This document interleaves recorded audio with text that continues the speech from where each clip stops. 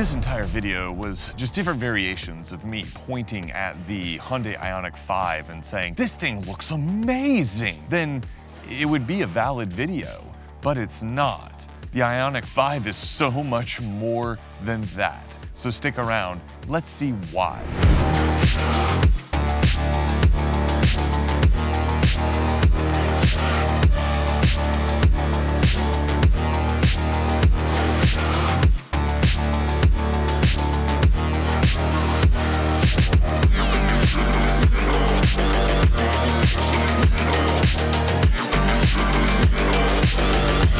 Since I always start with the styling, let's address that first. And simply put, the Ioniq5 looks incredible. It's a stunning retro future throwback that rides the current 80s synth wave trend right into the future. To the future!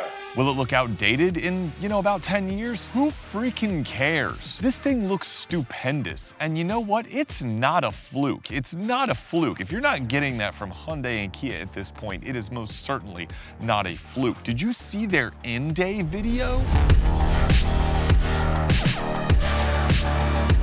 The Envision 64? I don't think you're fully appreciating this. Let's take another look. It's like someone gave you the ability to make a Frankenstein dream car out of your entire Gran Turismo garage. I know.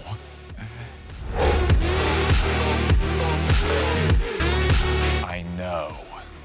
There's the essence of that bold thinking in the Ioniq5's design, from the sort of Ferrari Testarossa-ish horizontal strakes to the kind of quasi-digital taillights to the little pinwheel lines on the wheel arches. The Ioniq5 seems to nail that different but still cool aesthetic that hybrids and EVs have been chasing for years. We don't want them to look weird, but we don't want them to look like a regular car. We want people to know that we're driving a hybrid or an EV, but maybe not. And thanks to that good design, you would never know that this thing is basically the same length as a Hyundai Tucson, and it rides on a wheelbase that is about as long as a Hyundai Palisade.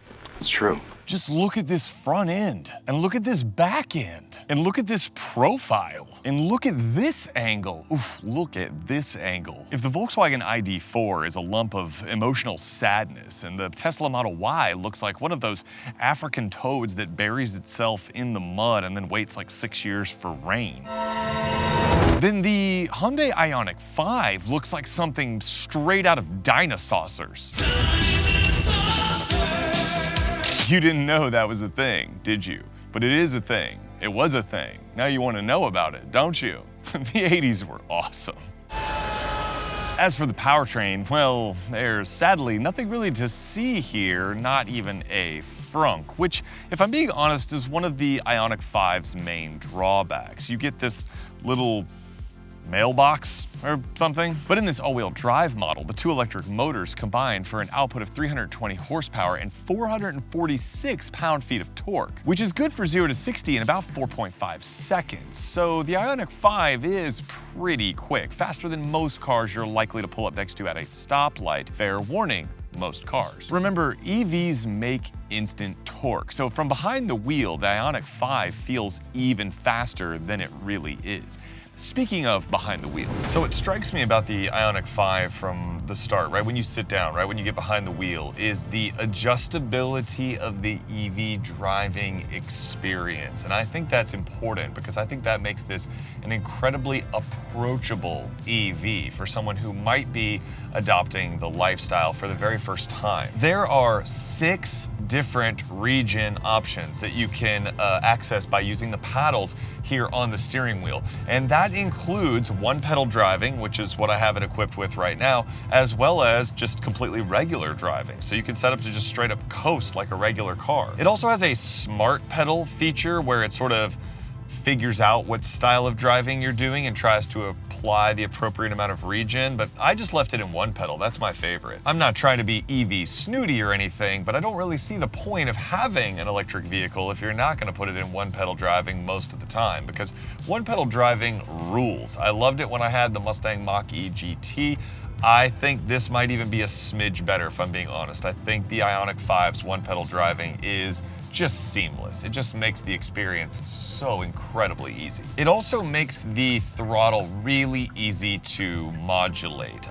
You kind of get that surge of EV power, but knowing when to let off the throttle to access that kind of full braking capability, it's incredibly smooth. So you don't ever feel like you're getting kind of herky and jerky. In fact, I would dare say that once you get used to it, you could drive this in one pedal mode easier and more smoothly than you can in regular mode. On that note, the brakes don't have a ton of feel, but then again, you don't really need them. Who cares? Because you're just gonna put this thing in one pedal. So I'm not really that concerned. I mean, they feel powerful enough to stop the car. They feel adequate. So it's not really anything that I would worry about. Definitely not something that would be much different than another EV. So put this thing in one pedal, forget the brakes. Don't even worry about it. That sounds bad. Don't forget the brakes. Don't ever forget the brakes. You need the brakes. Similarly, the steering doesn't have a ton of feel, but it is nicely weighted. I do like the weight of the steering. I also really like the steering wheel ergonomically. We'll talk about that in a second, but ergonomically, I really like the steering wheel. It's only a two-prong wheel, which usually looks kind of funny, but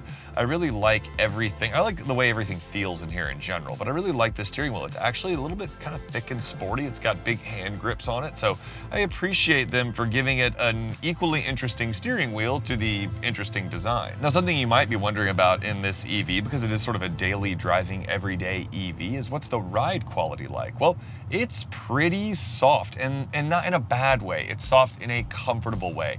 It never gets floaty or out of sorts. I'll show you guys when we go down the handling road, which has some kind of gnarly pavement and some bigger bumps.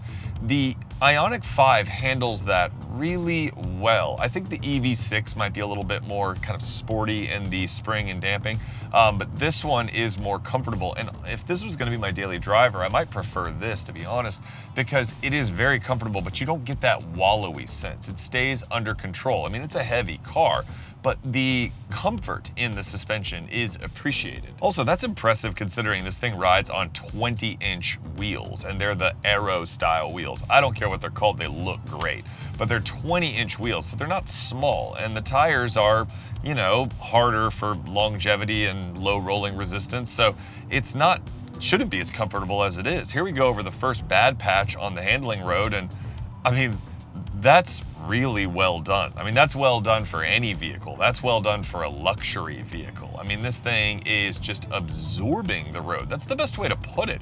Going around the first turn, there's not a ton of lean, and it just absorbs all of these nasty imperfections. And this road is gross with imperfections. I mean, you come down this in something like the Kona N I had a couple weeks ago, and it will knock your teeth out.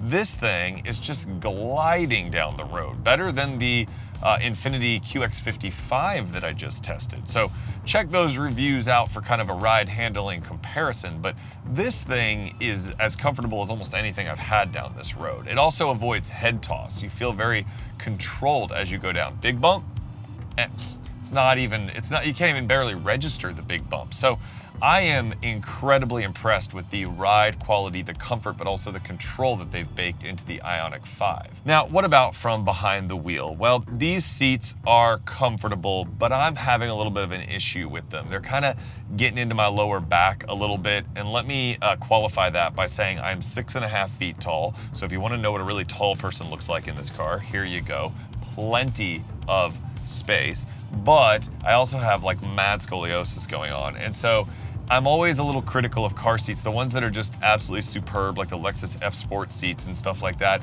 they feel incredible. These seats, I don't know what it is. I'm getting a little bit of lower back stuff going on. So if you're like me and you got a messed up back, you might notice it. It wouldn't keep me from buying this car because I wouldn't be driving it to like Texas to visit my sister or something. But it is worth noting that like you want to get it adjusted just right. I think I've got it dialed in a little bit better now than when I first started driving it on Monday, but it's not as comfortable as some of the other ones. However, ergonomically in here, This thing is superb. Like, this is how you want your electric vehicle. I've got awesome screens with tons of information. I've got a great digital gauge cluster. I've got a crystal clear heads-up display. I've got hard buttons for all of the things that I want to access right away. I've got wireless phone charging. I've got this giant pano roof. I've got all of these things right at my fingertips, right where I could just press a button and access everything except the heated and cooled seats. That is the one kind of major misstep in here. When you have an EV vehicle, you're gonna wanna run those heated and cooled seats so you're not blasting the climate control at max power. And the climate control even allows you to adjust, like, how powerful do you want the auto climate control to be? So on a day like today, where it's like 90 something degrees in Atlanta, I have it set to full power. But, not right now because I'm trying to talk, but I can set it to sort of auto 1 level and it will try to ramp up to the temperature you want, but then like maintain the minimum fan speed and all that to help you maximize your mileage. The heated and cooled seats being a 2-swipe, click, and then thing buried in the menu, that's just dumb. That's just straight up dumb. Especially in a vehicle where everything else is freaking fantastic. I mean, this thing is a joy to drive and it's so easy. So having something so critical in the menu is just a huge oversight. But other than that, I am incredibly impressed. One other ergonomic kind of misstep from a super tall person. Because the screen is sort of oriented vertically, where the steering wheel and the seat are for me, it kind of cuts off the edges of the screen. I would need to be about 3 inches shorter, about 6'2", 6'3", to be able to see the screen. And the only way to solve that is to lift the wheel way up high, which I don't want to do because that feels stupid. The other thing you might notice if you're a tall person is that the drive selector is down here by my right knee. It doesn't ever touch my knee, but it just seems like kind of an unnecessary thing to be protruding from the steering column when it could just be a button. I mean, this is a fully electric vehicle, so why can't it just be like maybe some cool piano keys right here under the infotainment screen? I'll show you some B-roll of that. Some like piano keys there would look really cool for like the drive mode selector, but you know, it's not bothering me. It's just kind of in a weird spot, sort of like the drive mode. I kept saying drive mode. The drive mode of Sport, Standard, Eco is on the left side down here, and then the drive, reverse, park, neutral's on the right side. So I feel like those could be buttons placed elsewhere, but they're not as ergonomically stupid as the climate-controlled seats. I just like the fact that there's information around me all the time. Like my heads-up display records the blind spots on the left and the right, as well as the digital gauge cluster, which shows me the warning as well as the mirrors themselves. When I turn on my turn signals, Hyundais and Kias show you camera views of what's around you. In parking lots, I've got surround view cameras in the 3D model and I can see in every direction. And it's all for $56,000. I just think that price is right, man. Assuming some crazy dealer doesn't try to gouge you, supply and demand.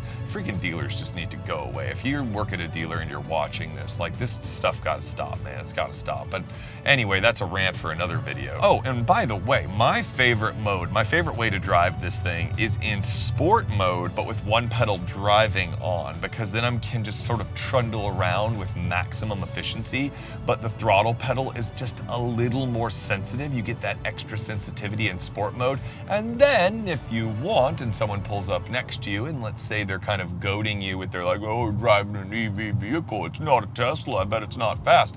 You can stomp on it and hit 0 to 60 in about 4.5 seconds, which is fast enough to leave a lot of vehicles in the dust. Especially guys driving like, you know, let's just say V6 Mopar things like Chargers and Challengers, because, you know, if we're being honest, they're the ones who are going to pull up next to you and be like, hey, bro, driving an EV vehicle. I financed this V6 Charger for 97 months at 7.9%. Got a great deal. The key takeaway is this. More than almost any other EV, and even some of the hybrids and plugins I've driven, the Ioniq5 makes this lifestyle just super easy. And I wish that I could sort of like magically authorize Mrs. Jax to drive this like today, because I feel like with no experience and not being a super techie person, she could jump into this thing, fiddle around with it, see the drive modes, the regen modes, and be very, very comfortable with this type of a vehicle within you know, a day or two. And here's where things get really interesting, because finally someone has taken the fight to Tesla, at least in terms of sort of recharge speed. The Ioniq5 has a claimed average range of 256 miles in this all-wheel drive limited trim. When I charged it to full capacity, it said 265 miles, but running the AC and cooled seats here in the sweltering Atlanta summer definitely eats into that mileage somewhat. The Ioniq5's real game changer feature here is recharge speed, because it's one of the few mainstream vehicles that can accept the 800-volt architecture. That can take it from 10% to 80% in just 18 minutes. And on a regular 350 kilowatt hour fast charger, it can go from 10% to 80% in like 25 minutes. That's easily fast enough for you to grab a coffee or a carry-out lunch. On a 240 at home, it'll recharge up from about that same range in less than 7 hours, so you can easily recapture your energy overnight. For real-world usage, I gave it a shot at the Mall of Georgia fast chargers near where I live. Here's how it went. So I'm going to run up to the Mall of Georgia real quick with the Ioniq5 and hook it up to one of the fast chargers there. Now, if you've seen my Mach-E review, which you should, go check that out, I did that in the Mach-E, and the Electrify America station inexplicably never really reached its speed charging capacity. So it wasn't really a whole lot different than plugging it to like a level 2. So I'm going to try it again with the Ioniq5, because theoretically the Ioniq5 and the Kia EV6 are some of the quickest recharging mainstream non-Tesla SUVs, cars, whatever, EVs. So I'm gonna give it a shot, see what happens, and I'll let you know. So currently we are at about 40% charge, only showing 84 miles. That's because I have the AC and the cooled seats cranked to the max, because it's incredibly hot right now. So I'm gonna head up there and we'll see what I can recharge in what amount of time it takes. All right, here's the baseline, 34%, 73 miles, and we're gonna start and see how it goes. All right, I'm doing the old sitting in the car because they're playing copyrighted music outside, but according to the dash, it says that this thing is going to take 38 minutes to achieve a full charge. So that's not bad. This goes up to 350 kilowatts. So I think that's perfectly acceptable. I'm gonna go try to waste 38 minutes and let's see if I get a full charge. Now it does say that in just a few minutes, I think it just, the dash went off. It said like 15 minutes or something.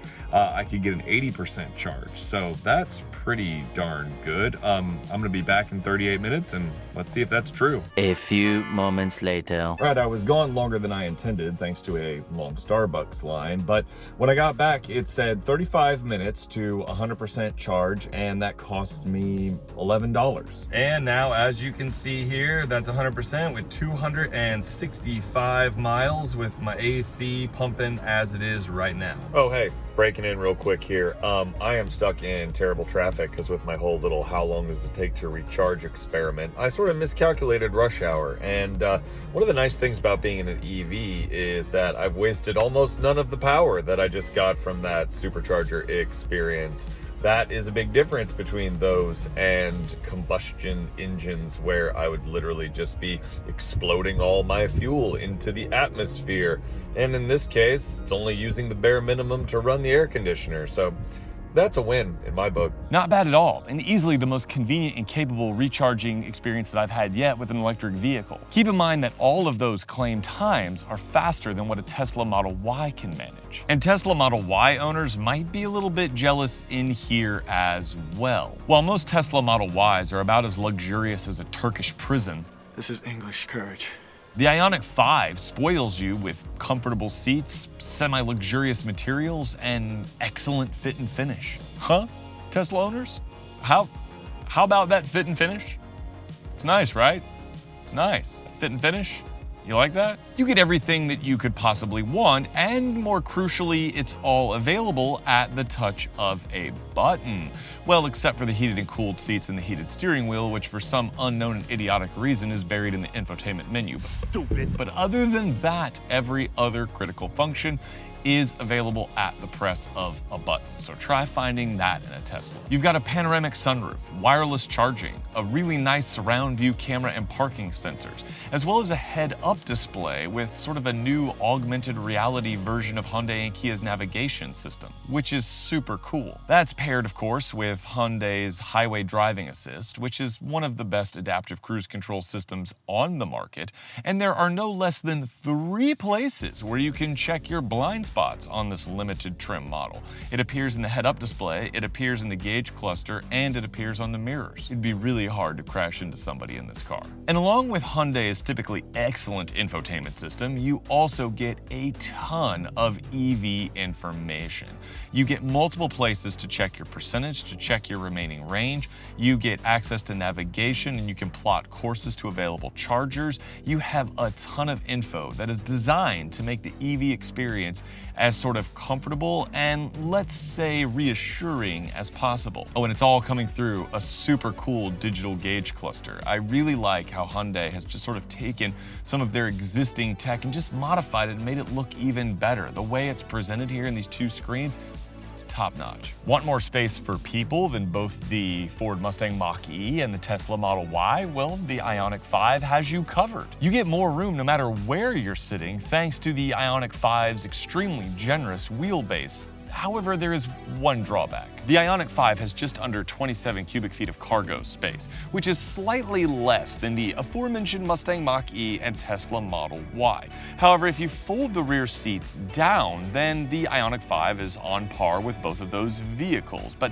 with the rear seats up, the sort of cool hatchback design does eat into cargo space somewhat. But have I mentioned how amazing this thing looks? So now let's take a look at 2 of the Ioniq5's main competitors to see if you should consider the Hyundai Ioniq5. The Ford Mustang Mach-E has more cargo space, it has a usable front trunk, and in GT trim, it's slightly faster than the Ioniq5. But it's not as spacious for people inside, it's not as nicely finished as the Ioniq5, it's not as efficient in its use of electrons, it's noticeably slower to recharge, and sort of comparably equipped, it's more expensive than the Ioniq5. The Tesla Model Y goes faster, travels farther on a charge, and has the best recharge network in America hands down. However, it looks like something that your dog coughed up, has a less luxurious and sort of more basic interior, and to equip it to be objectively better than the Ioniq5, it costs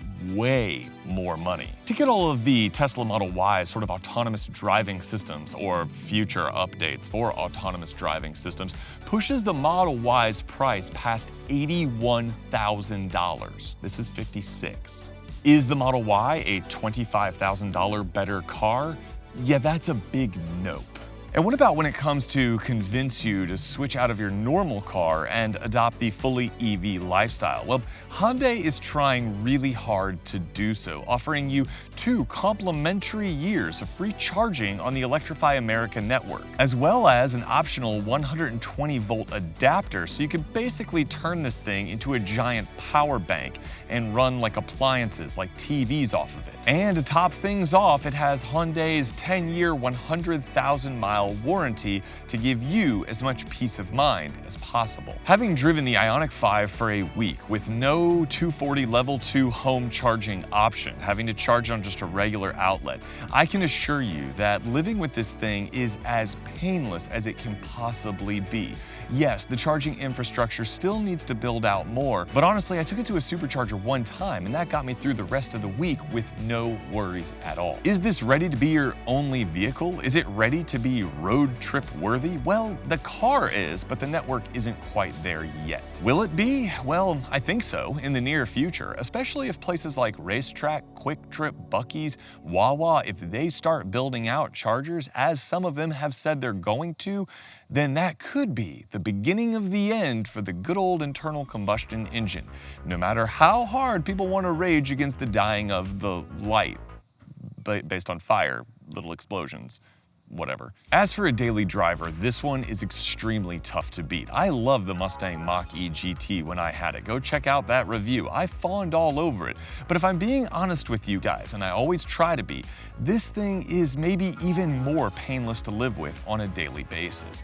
I took the Mach-E to the supercharger and I didn't get as much juice as quickly as I did on this. I had a few moments where I had to let it sit on the charger to regain energy. I didn't have to with this. This thing charges up really fast. The Hyundai Ioniq5 asks for no such considerations. It is completely painless to live with, which is why I think this very well could be the best mainstream EV on the market today. Guys, thanks so much for being here. Thanks for being a part of this channel. I know y'all probably have some strong opinions about electric vehicles. I think everybody does. It seems inevitable that anytime electric vehicles are brought up, everybody gets very opinionated. All I'm asking is to do your best to try to separate sort of the hype from the facts. And the fact of the matter is, this is an incredibly good, excellent even, all-around daily driver to live with that is barely hampered at all by the lack of infrastructure.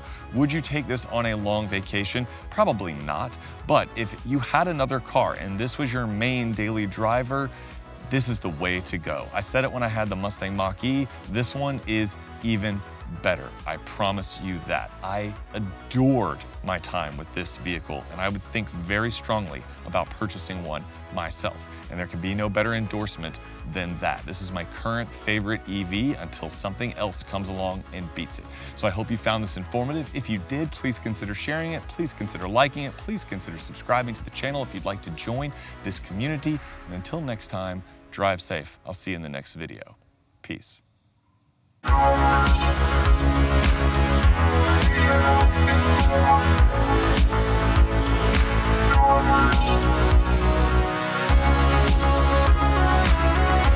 People drive by and they go slower as they pass, which is like really helpful. Let's drive even slower. Yes, your truck is really cool because it's from 1995 and it sounds like dirt. They built a playground over there now, so now there's screaming children, and one of them just hurt themselves. My God. Comfort your child if they're hurt, or throw them in the lake. One of the two. The Tesla Model Y goes... Thought that person just died on a scooter. But honestly, I took it to a supercharger one time, and that got me through the rest.